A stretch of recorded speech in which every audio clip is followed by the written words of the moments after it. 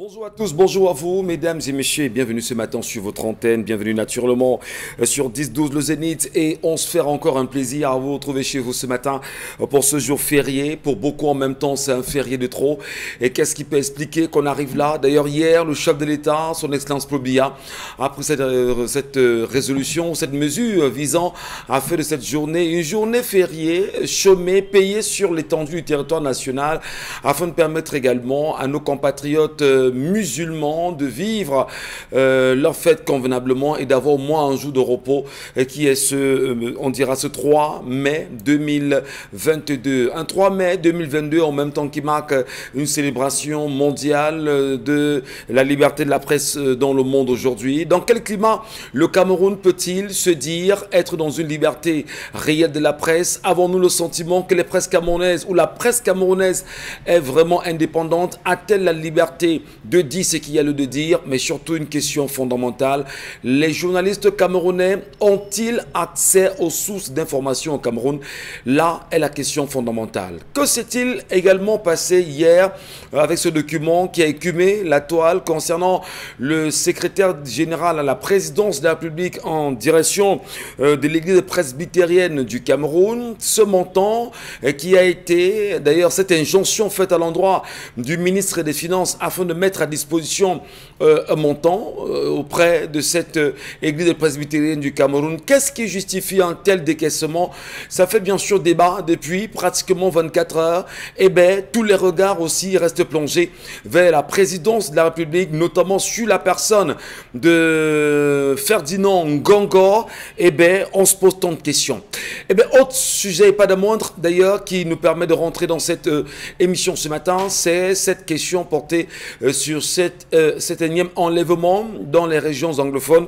On parle bien sûr de Patrick Young Fagnon, qui était un avocat, qui lui aussi a été enlevé hier, et qui se joint à la liste, la longue liste des personnes kidnappées dans cette région en crise, notamment après le kidnapping de la dame sénatrice. C'est le tour de Patrick Young Fagnon. On en parle naturellement ce matin sur les rapts, les kidnappings, les rançons et les viols. Où en sommes-nous? Où est-ce qu'on en est véritablement avec cette escalade? Bienvenue à tous, mesdames et messieurs, installez-vous confortablement. Ce matin, Donna Brice Kamgang est là, Isabelle Carozopet et surtout Géraldine Mafo. Bonjour à vous. Donna Brice, bonjour et bienvenue ce matin. Bonjour Michel, bonjour à nos téléspectateurs. Je dois interpeller ce matin le Conseil national de la communication puisqu'on célèbre la 31e journée mondiale de la liberté de la presse.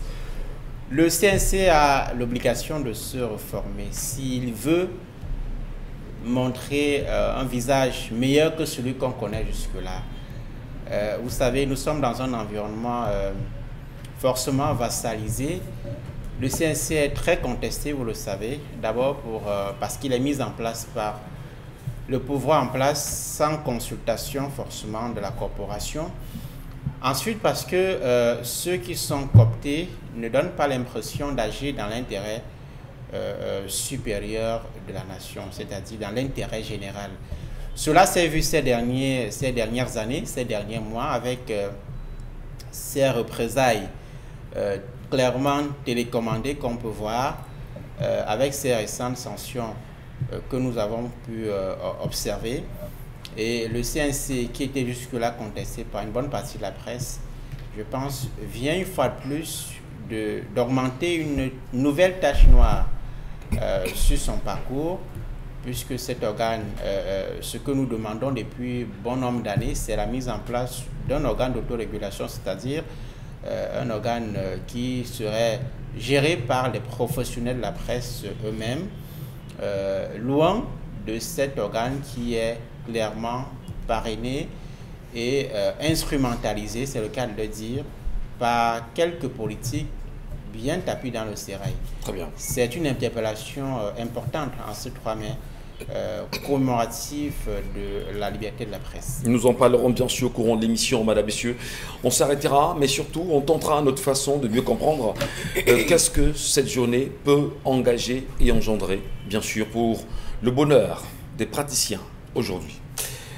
Isabelle Carozopet, bonjour. Bonjour Michel Ndachou, Ça va, tu vas bien? Je vais bien, et vous-même? Super. Profitez bien je vais dire, des jours fériés, voilà. Un jour férié ne nous concerne pas. Malheureusement. Sinon, on serait peut-être allé du côté de Dubaï. Dans tous les cas, on se pose la question de savoir ce qui se passe réellement de ce côté-là. Une destination très prisée depuis plusieurs semaines par des visages très bien connus. Sur la toile également, ça bouge beaucoup parce qu'il se dit que de ce côté-là, vraiment pour arriver, on se livre à certaines pratiques vraies ou faux. On ne sait pas dans tous les cas.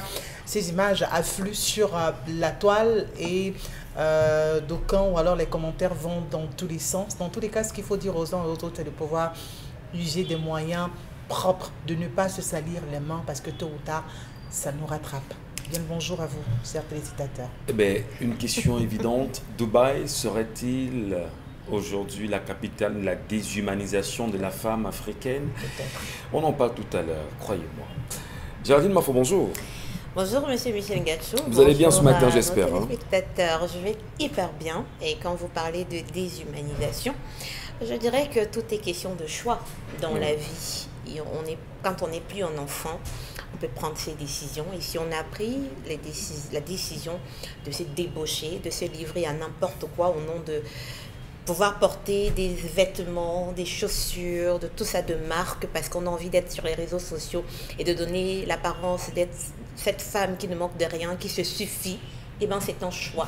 Et si vous avez choisi, faut pouvoir composer avec les conséquences. En tout cas, les conséquences sont là, on le voit. Mais ce qui m'inquiète, c'est que quand on regarde les influenceuses dont on parle, est-ce qu'elles en ont honte? C'est là où la question se trouve. Merci à vous. Allez, l'histoire de ce matin, chère dame. L'histoire de ce matin est celle d'un homme âgé de 42 ans. On va lui donner un nom d'emprunt. Donc, on va l'appeler Robert. Robert est un homme, père de 2 enfants, veuf. Et puis, cela fait 4 ans qu'il a perdu son épouse. Et après le décès de sa femme, il avait décidé de ne pas entrer dans une nouvelle relation et il a pris sur lui d'élever lui-même ses enfants. Il a juste fait venir chez lui une de ses nièces qui garde les enfants. Seulement, au cours le temps passant, il a un restaurant où Robert a l'habitude d'aller et donc très régulièrement, il y a une serveuse avec laquelle il a développé une sorte de complicité, lui racontant un peu son quotidien depuis le départ de sa femme. Et cette serveuse s'est également ouverte à Robert, lui racontant également ses déboires après la rupture d'une relation dans laquelle elle avait nourri beaucoup d'espoir, un homme qu'il avait finalement mis à la porte sans rien après 3 années. Tout ce qu'elle voulait, c'est au moins pouvoir fonder une famille. Et elle disait qu'aujourd'hui, elle a dit à Romain que tout ce qu'elle désirait dans la vie, c'est de pouvoir faire un enfant, mais au moins avec quelqu'un de bien. Et elle avait demandé, elle a ouvertement demandé à Robert si il pouvait devenir le père de cet enfant qu'elle voulait simplement avoir pour désormais. C'est elle qui a posé le problème. Hein. C'est elle qui pose le problème à Robert. Je veux juste quelqu'un de responsable, quelqu'un dont je puisse avoir une adresse qui pourrait simplement assumer cette paternité. Mais moi, je veux donner un sens à ma vie en ayant un enfant. Robert a réfléchi. La patronne de cette jeune fille a encouragé Robert. Vraiment, c'est une fille bien. Et puis, vraiment, lui donner ça, ce serait pas... Bon, elle veut un enfant, elle en parle à tout le monde. Elle en a parlé. Et on a ciblé Robert, quoi. Patronne, on va dire que c'était la bonne personne. Bon, d'accord. Et puis, Robert a regardé les contours de la chose. Il n'a pas d'attachement. Elle dit non, il n'y a pas de souci, je veux juste un bon père. Ton nom va figurer sur l'acte de l'enfant, mais il n'y aura aucune exigence. Pas d'attache, pas de rien. Lui n'était pas occupé? Non, il n'avait aucune relation depuis le décès de son épouse. D'accord. Donc, Robert et la serveuse... Sursu, quoi. Oui, ils sont allés dans cette relation. La jeune fille est tombée enceinte, sauf qu'après 2 mois de grossesse, elle a commencé à devenir collante. Vous le savez, la maternité, la période de grossesse et tout ça, elle avait besoin de quelqu'un, elle se sentait mal, ils échangeaient tout le temps. Et donc, elle a fini par s'attacher réellement à Robert. Et quand Robert a remarqué qu'elle commençait à devenir attachante, il a coupé tout contact avec cette jeune fille, la laissant avec l'enfant et tout, au risque de ne pas entrer dans quelque chose qu'il n'avait pas planifié dès le départ. Le temps a passé, 2 années et demie, donc l'enfant est né, a grandi. Robert n'a plus jamais cherché à savoir ce qui se passait avec cette jeune fille. Sauf que plus tard, il a commencé à sentir le besoin de voir son enfant. Il est allé au restaurant où la jeune fille travaillait. La patronne lui a dit qu'elle ne travaillait plus à ce lieu-là et qu'elle avait eu un garçon. La patronne lui a dit ça et donc il a essayé par tous les moyens de trouver son contact. Il a finalement pu la rencontrer et le petit garçon a beaucoup de traits de Robert. Il aime cet enfant. Seulement la fille lui a dit que non, c'est pas ton enfant. C'est l'enfant de l'homme avec qui je suis depuis que tu as décidé de ne plus être dans nos vies parce que le tien, dès que tu as refusé, moi j'ai interrompu la grossesse. Robert, au fond de lui, sait que c'est son enfant. Il sent que c'est son enfant et son enfant lui manque parce qu'il faut dire que Robert a 2 filles et il a besoin de cet enfant, son garçon. L'enfant, il a dit ça, c'est moi ici. Vous le savez, parfois, ça arrive comme ça. Et donc, Robert nous pose son problème ce matin parce qu'il dit que oui, cette fille est dans une nouvelle relation, quelqu'un qui l'a accepté alors qu'elle attendait un enfant de lui. Il se demande est-ce qu'il doit aller en parler avec le partenaire de cette fille, question de récupérer son enfant. Est-ce que le partenaire au moins est au courant? Il n'est pas au courant du tout. Donc le partenaire... Oui, la fille lui a dit... Le partenaire au moins est au courant de ce que l'enfant... n'est pas son enfant. Ça, c'est ce qu'on ne sait pas par contre. Parce que vous le savez, à la place de... On s'en tient à la version de la fille. On s'en tient à la version de Robert et ce que la jeune fille a dit à Robert. Ce n'est pas ton enfant. Cette grossesse avec toi, je l'ai interrompue à partir du moment où tu as dit que tu ne voulais rien savoir. On était à 2 mois seulement. Voilà, 2 mois. Donc, entre-temps, on estime que 2 mois après, quelqu'un nous est arrivé. Voilà. Et à 7 mois après, il a eu un enfant, il l'a validé. Attendons justement de voir. Voilà. Voilà. Merci à vous, merci à tous, mesdames et messieurs. Vous le savez, allez vous abonner sur la page d'Equinox Télévision. On vous le rappelle chaque matin. Là-bas, ça fait aussi débat. Et soyez gentils de temps en temps. Arrêtez de vous engueuler là-bas, s'il vous plaît. Ou encore, vous nous écrivez, hein, par SMS, on vous lira. Isabelle Caron-Zoupette, vous comprenez encore ce matin, une situation comme celle-là, il faut donner la place qui va avec la femme et les femmes qui font encore des enfants. J'espère que vous serez très gentil ce matin, vous n'avez pas tapé sur les doigts des femmes.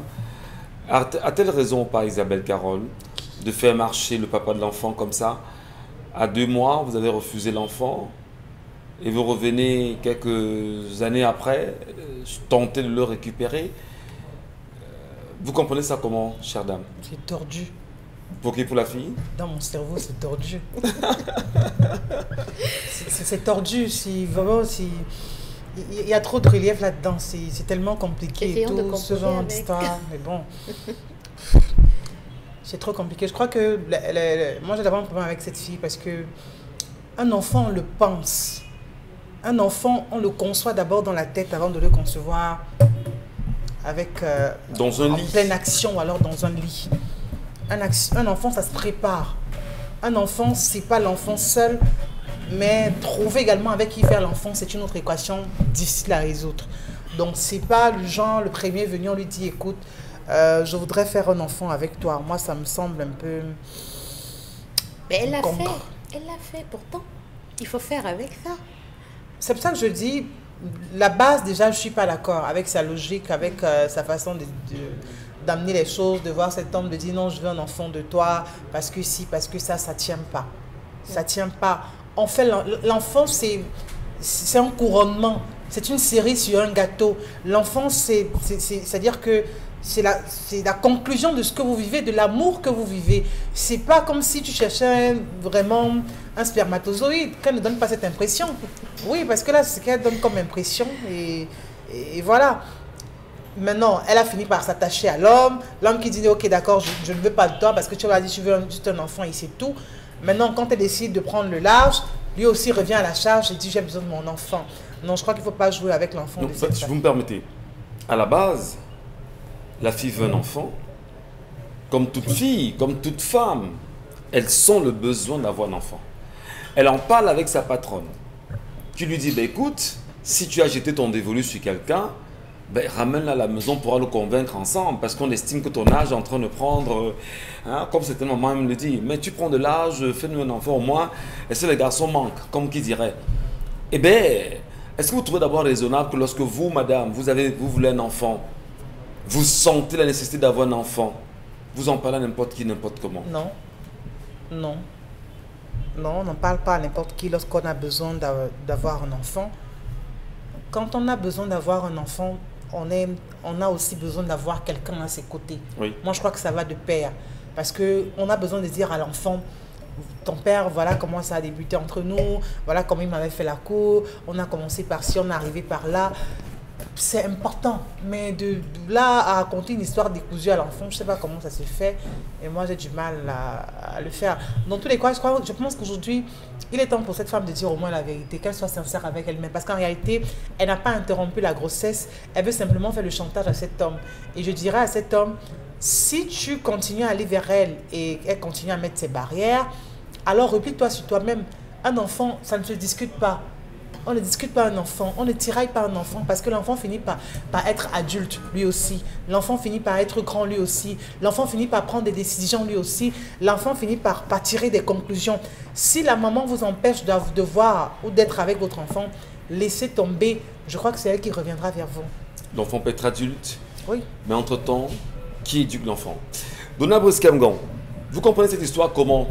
Lorsque lui, l'homme, du moins vous mettez à la place de cet homme, et que vous vous rendiez compte que vous aviez fait une erreur par le passé, vous partez rechercher cet enfant 2 ans après, c'est ça? Oui, bien sûr. 2 ans après, et que vous vous rendiez compte justement qu'à la maison vous avez 2 filles et c'est votre unique garçon que vous avez eu au passage.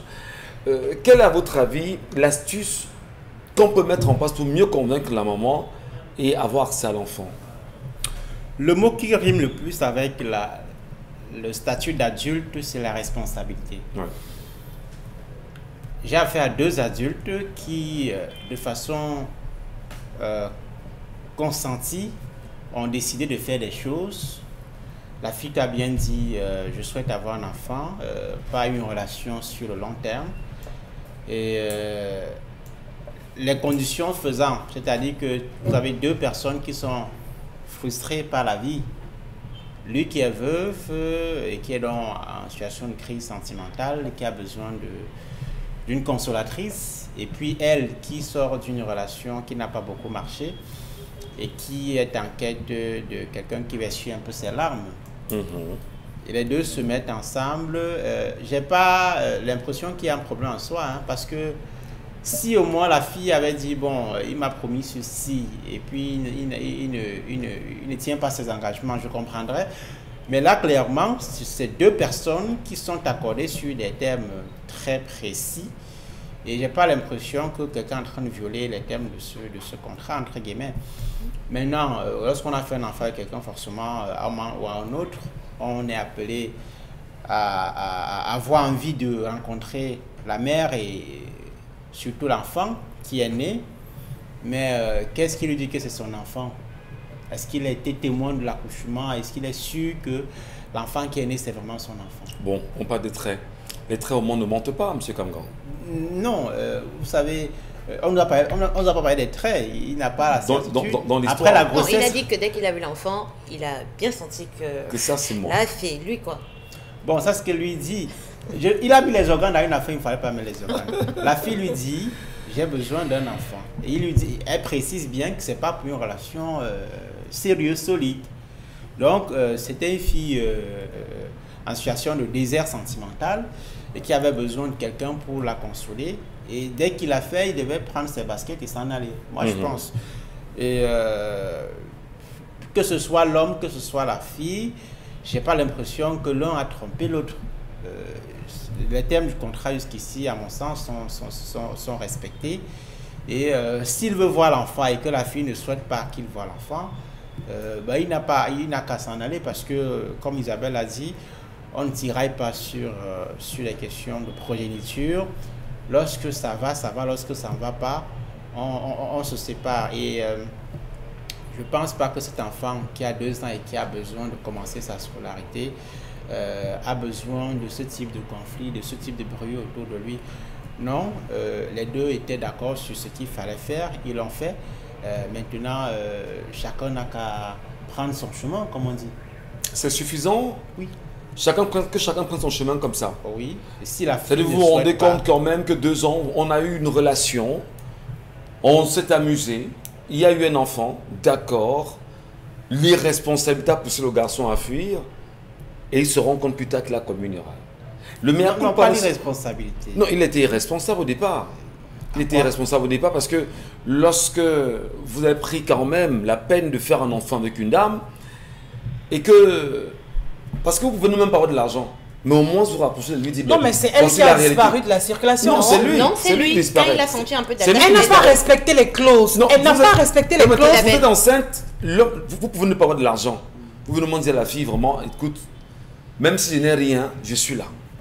Où est partie la fille pendant ce temps? Après, Elle n'a Moi, pas respecté après les l'acte. clauses. C'est elle qui a commencé à être collante. C'est pas ce qui était Mais prévu au Isabelle départ. Caron, vous êtes une femme. Non, Vous c'est êtes pas une ce femme. qui était prévu Vous au êtes une départ. femme. Isabelle Ce Caron. n'est pas ce qui était prévu au Vous êtes une départ. femme. Non. Non. Elle n'a pas respecté les clauses. Il faut au moins admettre ça.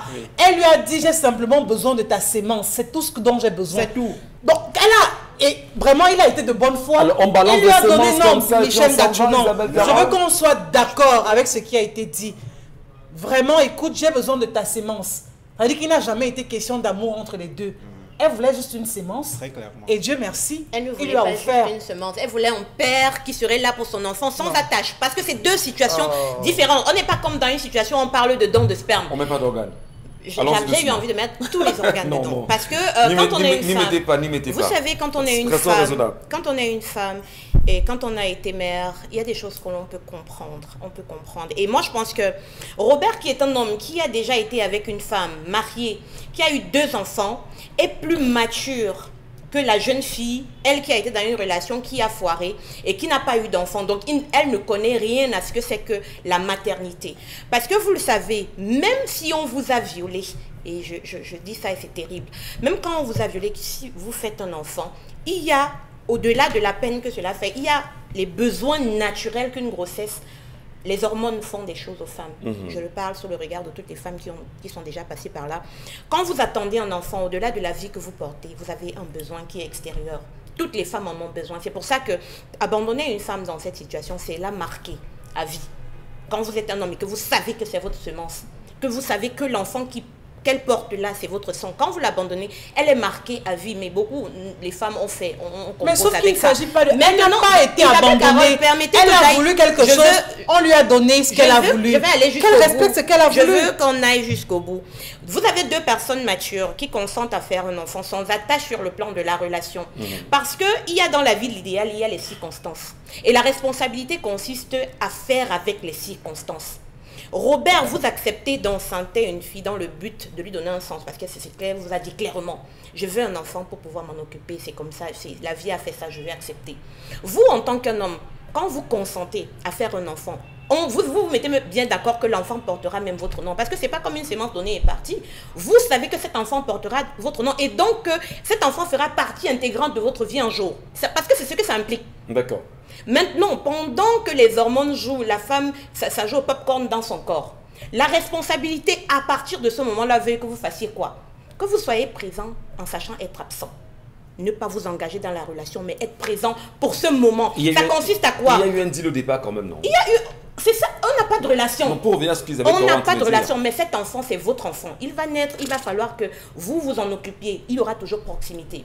La réalité, c'est que vous devez pouvoir jongler entre la présence liée à la venue de votre enfant et le détachement nécessaire pour ne pas tomber dans une relation. La fille s'attache. Il faut d'abord comprendre l'état de grossesse qui va faire qu'elle ait besoin de quelqu'un, qu'elle le veuille ou pas. Même si elle vous avait dit au départ, elle ne sait pas ce que c'est. C'est vous qui savez comment ça se passe. C'est vous qui savez, l'homme, vous avez eu 2 enfants avant. Elle n'a jamais été enceinte. Elle n'a jamais été enceinte. Elle n'a jamais été mais elle enceinte. veut faire l'enfant sans être amoureuse. Écoutez, Elle veut quand même vous le savez, faire. Isabelle Caron, Elle n'a jamais été enceinte. Permettez que je mais finisse. harcèle un homme pour avoir une sémence. Permettez que je termine. Mais là, il faut le Moi, faire.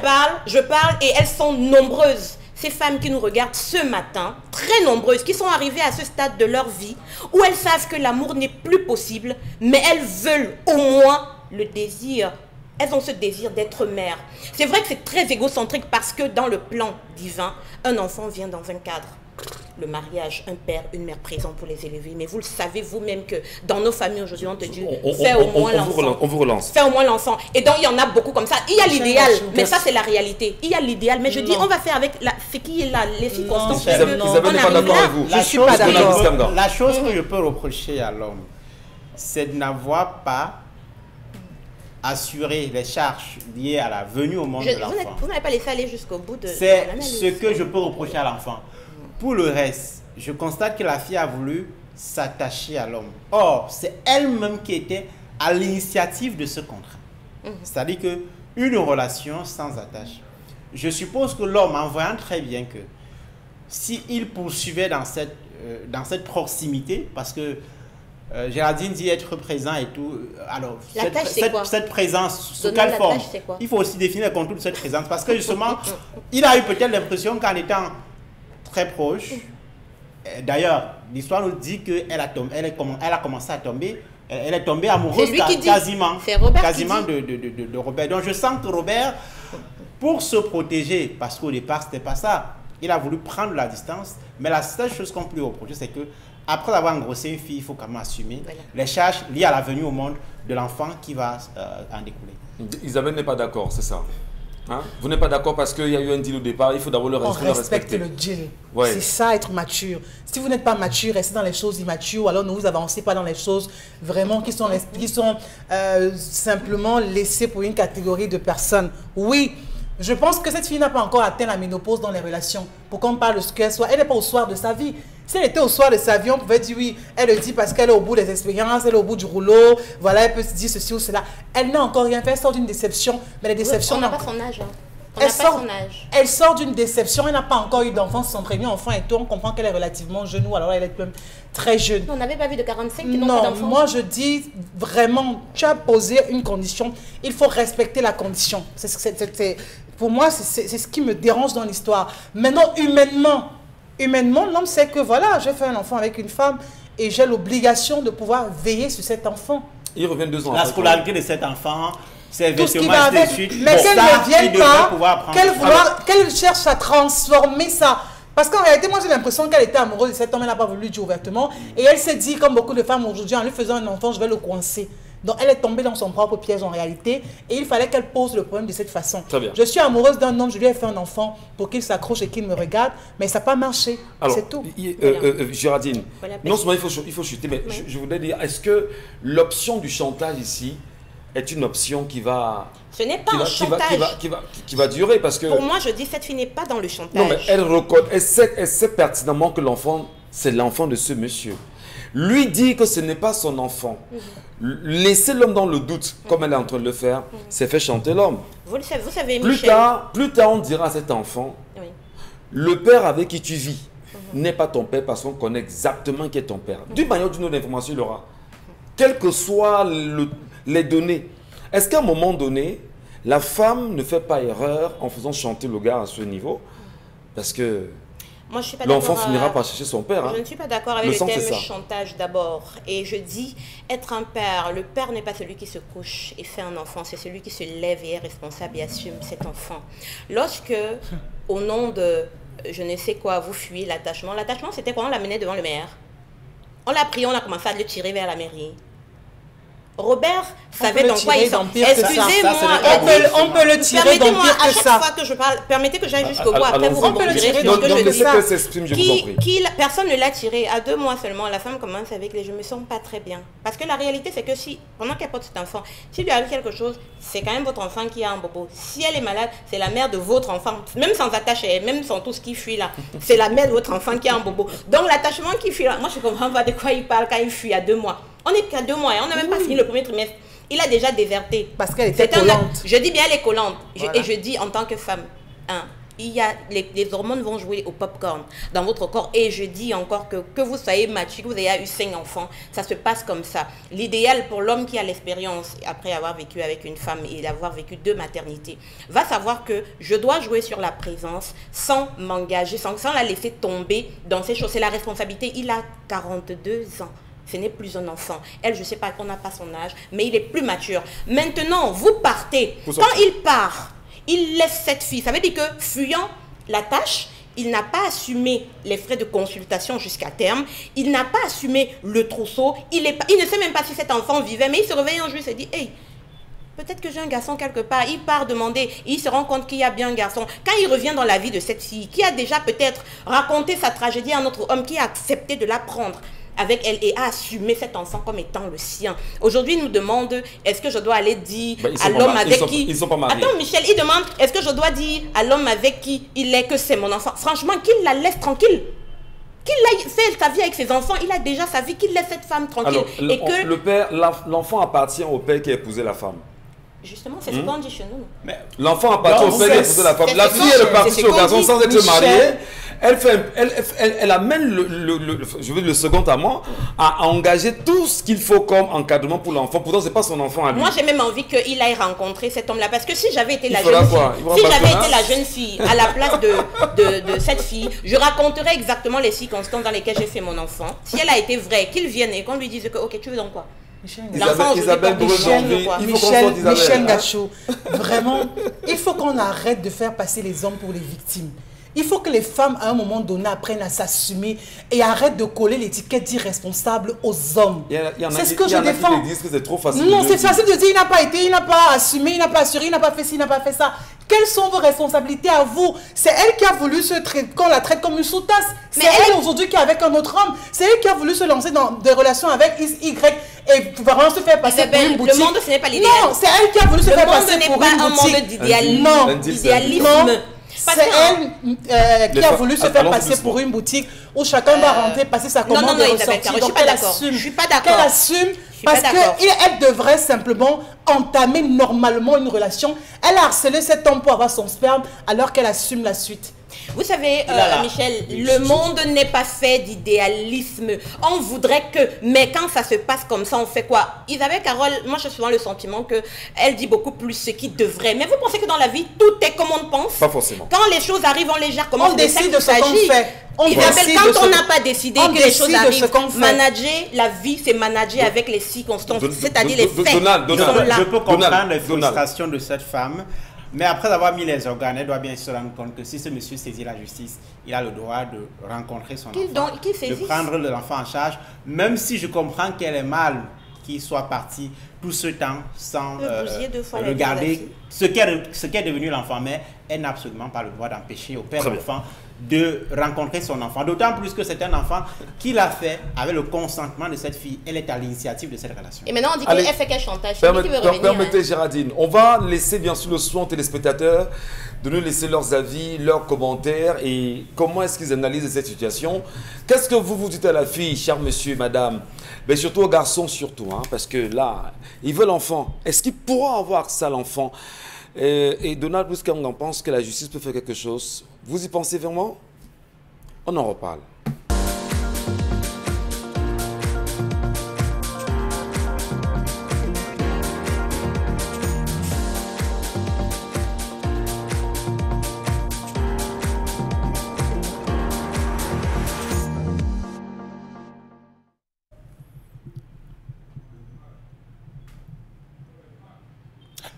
J'interpelle la conscience nationale ce matin sur la faillite de la Société des produits avicoles du Cameroun.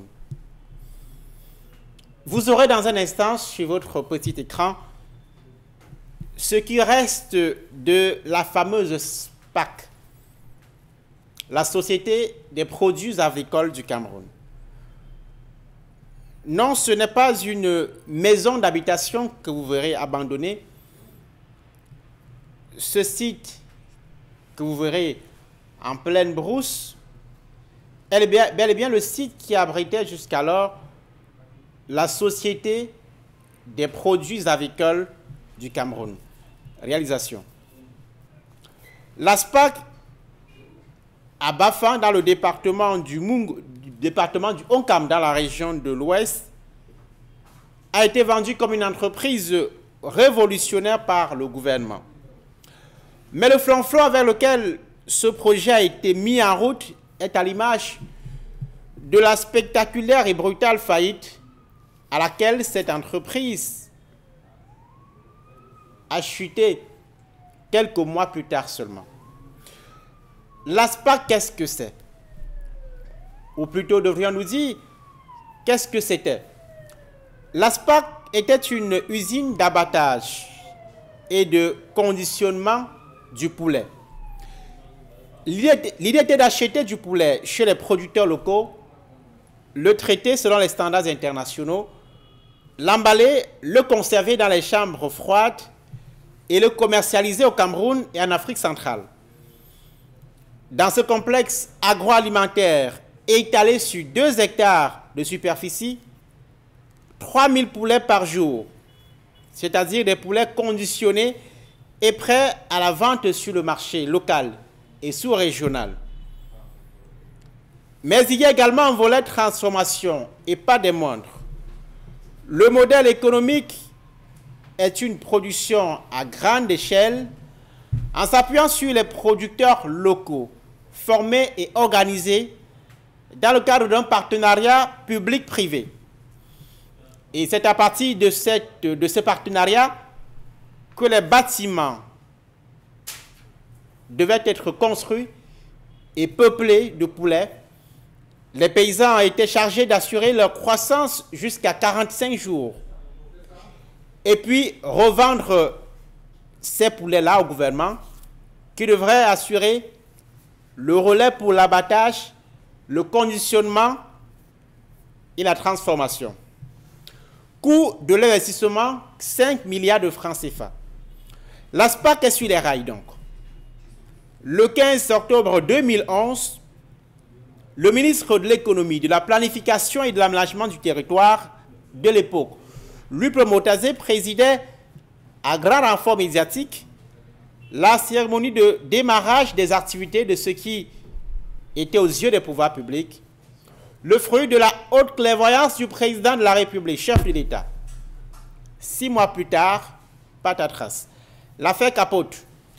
La Société des produits avicoles du Cameroun souffre de 3 maladies chroniques. La première, l'ASPAC n'a pas de matière première car la région de l'Ouest, en général, et le département du Onkam en particulier, n'a pas suffisamment de poulets de chair, mais plutôt des pondeuses. Deuxième maladie, il y a eu tromperie sur la marchandise. L'État qui avait promis des bâtiments aux paysans pour l'élevage des poulets n'a pas tenu ses engagements. Et c'est chaque producteur qui se démerdait comme il pouvait. Conséquence, les paysans locaux ont abandonné sous le fait du découragement. Troisième maladie chronique, les mesures incitatives, notamment la suspension des importations des poulets congelés à l'étranger. Ces mesures qui avaient été prises pour protéger la production locale et préserver la santé des populations ne sont plus suivies par les autorités. En 2013, la Société des produits avicoles du Cameroun ferme ses portes, peut-être une mort pour toujours, surtout que depuis lors, la règle est devenue les importations massives et tout azimut. Quoi qu'on puisse dire, la tragédie de la Société des produits avicoles du Cameroun, l'ASPAC, est à l'image de ce sort ténébreux réservé au monde rural depuis des dizaines d'années au Cameroun. Hélène Curie continue. À demain. Merci bien Donald Brice Kamgan pour cette colère livrée autour de l'ASPAC, qui est d'ailleurs une réalité camerounaise aujourd'hui. On en profite pour faire un petit clin d'œil à toutes les populations qui nous regardent ce matin, dans le Onkam précisément, voilà précisément chef-lieu qui est Bafan. Et vous nous regardez là-bas et vous connaissez exactement ce projet autour de la SPAC, oui, cette société de production agricole du Cameroun, qui avait quand même pour mission, vous le savez, de produire de façon automatique, on va dire, des quantités importantes de poulets au Cameroun, mais surtout abattoir automatique, renouvellement créé, on s'en souvient, et qui avait été mis en place et qui devrait renforcer les données liées à la consommation sur le marché local. Mais au-delà des ambitions et en regardant les réalités avec les importations, est-ce qu'on est encore dans ce projet mené, tenu, encouragé et motivé par le gouvernement camerounais? La SPAC, quel bilan peut-on en faire aujourd'hui? Lorsqu'on regarde cette réalité, lorsqu'on écoute Donald Brice Kamgan, Isabelle Carozepet, et qu'on sache qu'on a eu la SPAC d'ailleurs dans un bassin de production important qu'est l'Ouest du Cameroun, et qu'aujourd'hui la SPAC soit l'ombre d'une entreprise qui aurait pu donner des résultats importants pour le Cameroun, qu'est-ce qu'on se dit ce matin? Est-ce que ce n'est pas loin de ce qu'on pourrait appeler aussi un nouvel éléphant blanc, même si ceci n'a pas la tête d'un éléphant? Je crois qu'on est simplement soit inconscient, sans se dire, ok, d'accord, si les uns et les autres meurent de faim ou alors vivent dans des situations instables, ben, tant pis pour eux. Parce qu'en réalité, je crois que ça devrait nous permettre d'être à l'abri de tellement de choses, ou encore du moins de sauver ce secteur avicole, puisque de ce côté-là, les poulets qui devraient être élevés, on devrait aussi pouvoir, comment on dirait, les conserver aussi, parce que ça aussi, ça reste toujours un gros problème sur le marché. On se souvient encore de cette grosse polémique autour des poulets congelés et de ce que ça a pu comporter, ce qui venait de l'autre côté, vraiment ce qu'on a pu avoir comme retour dans les ménages. Aujourd'hui, il y a une crise complètement. Je crois que c'est ce genre d'infrastructure qu'on devrait se battre à pouvoir restructurer, à pouvoir mettre à jour, au lieu de se lancer dans des choses qui n'avancent personne et qui, honnêtement, n'améliorent pas les conditions de vie des uns et des autres. On se dit simplement que c'est une désinvolture de tout cela qui constitue le gouvernement. Parce qu'en réalité, je ne pense pas qu'il faut des pieds et des mains pour pouvoir aujourd'hui mettre à jour justement ce secteur-là ou alors cette infrastructure en question. Mais il y a une absence complète de volonté de pouvoir le faire. Il y a une absence de décentralisation aujourd'hui qui pose également problème parce qu'en réalité, les autorités locales n'ont pas de pouvoir. Si ces autorités avaient le pouvoir, si ces autorités avaient la main sur des caisses, avaient aussi des mots à dire, je ne pense pas qu'on se serait en train de s'engouffrer de la sorte. Une société de production avicole du Cameroun, une société de produits, des produits avicoles. Oui. C'est-à-dire vous avez des œufs, des poulets, tout ce qui va avec la provendierie, tout ce qui va avec vraiment tout le secteur avicole de l'aviculture au Cameroun. Et que l'État du Cameroun pense à l'installer dans une zone comme Bafang, conscient que nous sommes tapés sur 475 442 km² et qu'on a une population qui est estimée aujourd'hui à près de 30 millions de Camerounais dans un besoin permanent de s'approvisionner en matière avicole. Est-ce à dire que le projet était mal conçu au point de mourir, comme c'est le cas aujourd'hui? Très mal conçu. C'est-à-dire que dès la base, je crois que c'était peut-être pour faire plaisir, alors pour remplir les poches à quelques personnes. Parce qu'on parle quand même de 5 milliards de francs CFA. Et je crois quand même que 5 milliards, c'est pas 5 millions, c'est pas 5 000. 5 milliards quand même pour un pays comme le Cameroun qui traverse tellement de crises, c'est énorme. Pourquoi sortir de l'argent et ne pas pouvoir l'utiliser à bon escient? Qu'est-ce qu'on fait de ces hectares de terre qui ont été, parce qu'on parle carrément de 2 hectares, aménagés justement pour la cause? Aujourd'hui que c'est à l'abandon, qu'est-ce qu'on fait de cet espace? Est-ce qu'on a essayé de dire, ok, d'accord, si on n'a pas pu s'en sortir dans le secteur avicole, on pourra le transformer pour l'utiliser pour d'autres besoins? Non. L'espace est totalement à l'abandon. Les 5 milliards de francs, est-ce qu'on a tout utilisé cet argent qui avait été débloqué ou pas? Vraiment, est-ce qu'on a une traçabilité sur la gestion de ces fonds? Est-ce que l'infrastructure en question a été construite ou encore exécutée totalement? Je ne pense pas, mais simplement parce qu'ils ont laissé faire aussi.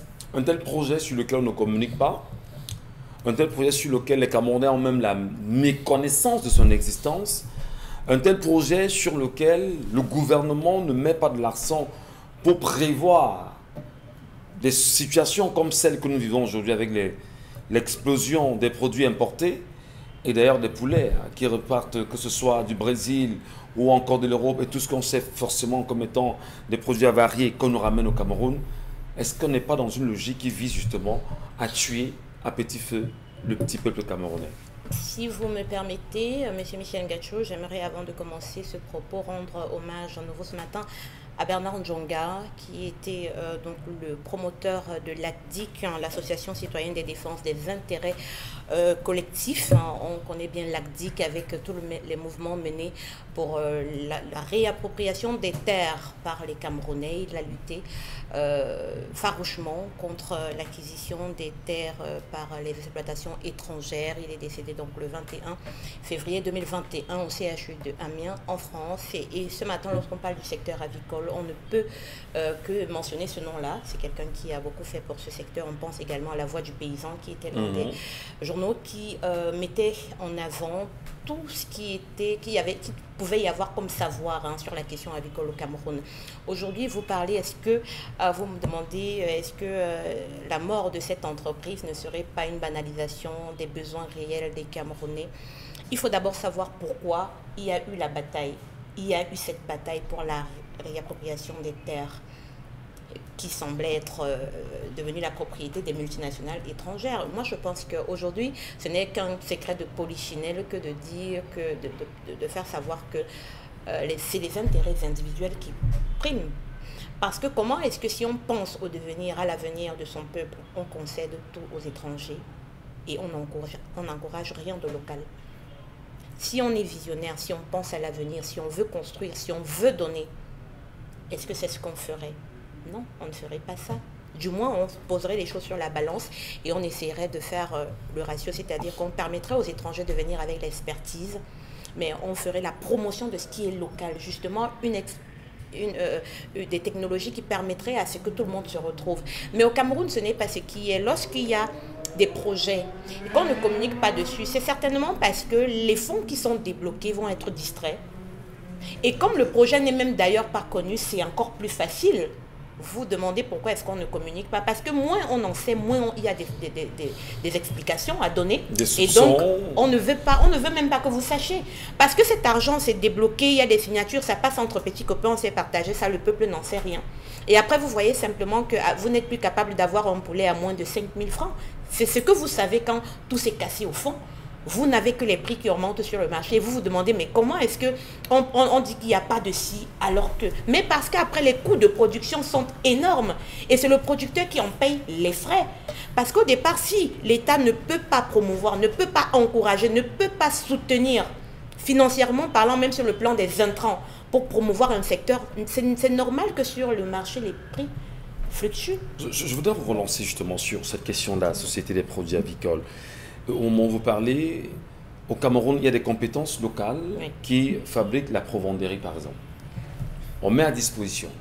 Il y a des Camerounais qui ont fait des recherches et qui prouvent qu'avec ce qu'ils ont comme produit au Cameroun, on est capable de nourrir autant de poussins comme de poulets et avoir des quantités importantes à même de nourrir le peuple camerounais en sa globalité. On a un besoin justement d'écoulement des produits sur le marché, les marchés voisins. On va dans des pays voisins où on sait que les œufs partent du Cameroun. Pour ces pays où on vend un œuf à 250, ou au Cameroun vous battez encore sur 125, 150 francs. Alors, est-ce que vous n'avez pas le sentiment au final que tout est fait pour ne pas motiver un quelconque projet comme celui-ci, le laisser mourir pour favoriser les importations qui apparemment feraient l'affaire de cette pente du régime? Vous savez, au Cameroun, quand on parle beaucoup d'un secteur, ce qu'on fait généralement, c'est qu'on met sur pied un projet pour donner le sentiment à ceux qui regardent, qui sont trop regardants, que ça a été pris en compte. C'est pour ça que on dit il y a toujours pose de première pierre. On pose toujours les premières pierres. C'est la suite du bâtiment qui fait problème toujours ensuite. Parce que si c'est pour les projets lancés, il y en a des tonnes. Si vous partez au sein du gouvernement, là, vous partez sur les tables des ministres et tout ça, vous verrez qu'il y a des projets, de beaux projets qui sont là. On a commencé, mais on ne va jamais terminer. Pourquoi on ne termine pas? Parce que si vous commencez là à beaucoup parler, si la presse prend le problème en charge, commence à tambouriner dessus, ce que le gouvernement va faire, c'est qu'on va vous donner des réactions qui vont vous apaiser d'abord. Donc, on a compris le besoin aujourd'hui, c'est la mise en place d'une société qui va faire... On va vous sortir des chiffres et vous allez dire, waouh, c'est génial. On va venir, on va même chercher des sites, on va vous mettre à contribution pour trouver. Quand on aura trouvé, on va poser la première pierre. Mais que se passe-t-il ensuite? Le projet, il est toujours bon au départ. Il y a plein de choses au Cameroun qui sont tellement magnifiques sur le papier, mais c'est toujours l'implémentation. Parce qu'une usine comme celle-là, de la taille dont on parle, le coût, après vous regardez, quand on pose la première pierre, quand on a même lancé les bâtiments, la suite c'est quoi? C'est la distraction. Et comme vous êtes déjà concentré sur autre problème, parce que des problèmes il y en a des tonnes au Cameroun, et bien pendant ce temps, on vous distrait avec autre chose, et puis la société tombe, le projet tombe, et je dis c'est encore la rareté des produits ou les coûts sur le marché qui vous ramènent à cette réalité. C'est où nous en sommes là. Merci à vous, mesdames, merci à vous. Donna Brice-Camgrand, on marque une petite pause, et puis on va revenir boucler sur ce sujet qui est plus que jamais pertinent.